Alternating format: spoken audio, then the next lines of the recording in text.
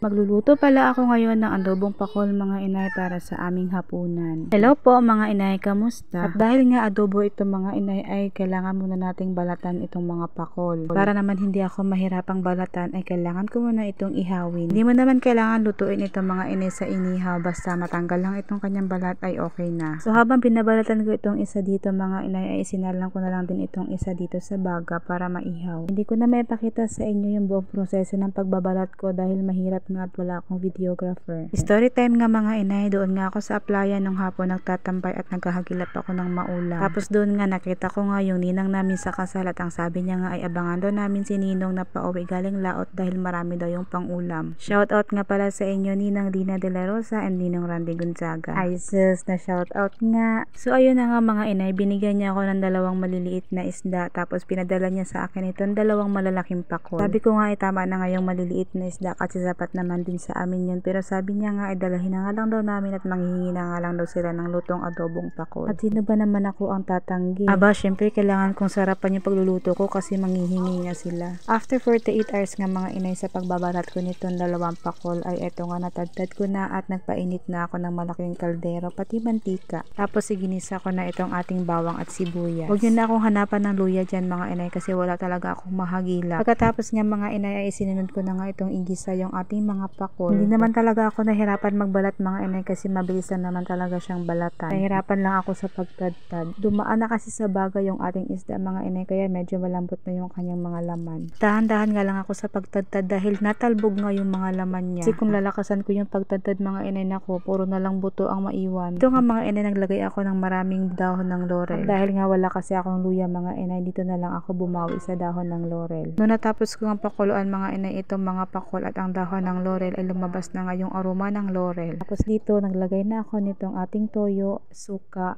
at iba pang mga pampalasa. Naglagay din ako dyan mga inay ng konting asukal at itong magic sarap. Nag-add lang din ako ng kaunting tubig dyan mga inay tapos papakuluan lang natin ito. Ito kasing tubig mga inay ay magsisilbing pampalambot ng ating isda at para naman hindi naman ito masunog habang pinapakuluan. Isinabay ko na rin dyan sa pampalasa mga inay itong ating atay. Ay hindi pala, atay pala ito ng pakol, hindi ko atay. Takpan ko lang yan muna mga inay tapos papakuluan ko na lang muna at hindi ko muna hahaluin. At habang inaantay ko nga mga inay na kumulo yung aking lang doon ay tumakbo na nga muna ako dito sa bahay nga ng biyanan ko para manguha nitong sili. Mas masarap kasi mga inay ko may konting spicy yung ating lulutuin. May tanim naman kaming sili sa bahay mga inay, biyanan ko rin yung nagtanim nun kaso nga lang ay nauubos nga namin yung bunga. Ito kasing asawa ko mga inay ang hilig-hilig sa maanghang. Tapos kapag maanghang na magrereklamo na maanghang daw, hay buhay Pilipino nga naman. Binalikan ko na nga ito mga inay yung aking pinakuluan dito tapos hinalo ko na nga siya dito para mahalo naman itong lahat ng ingredients na nailagay ko dito sa loob ng kaldero. Hindi ko nga siya hinalo kanina mga inay kasi kakalagay ko lang ng ating suka. Wala lang, napanood ko lang sa iba na kapag lagay ng suka hindi mo nahahaluin. Naiinis na nga ako dito sa uling namin mga inay dahil ang bagal-bagal nga mag-apoy kaya nilagyan ko na nga lang ito ng mga buho dito. Anong oras na nga ito mga inay, hindi pa nga luto itong aking niluluto at gutom na nga yung mga bulati ko sa tiyan. O ayan na nga at kumulo na nga siya ng kumulo dyan. Pinahibasan ko lang yan ng kaunti mga inay tapos nag-add na nga ako dito ng ketchup. Papakuluin lang natin yan ng kaunti mga inay tapos luto na yan siya. O hala sige, kain na kami mga inay, kain na rin kayo. Thank you so much for watching. Have a nice day po sa inyo. See you in my next vlog.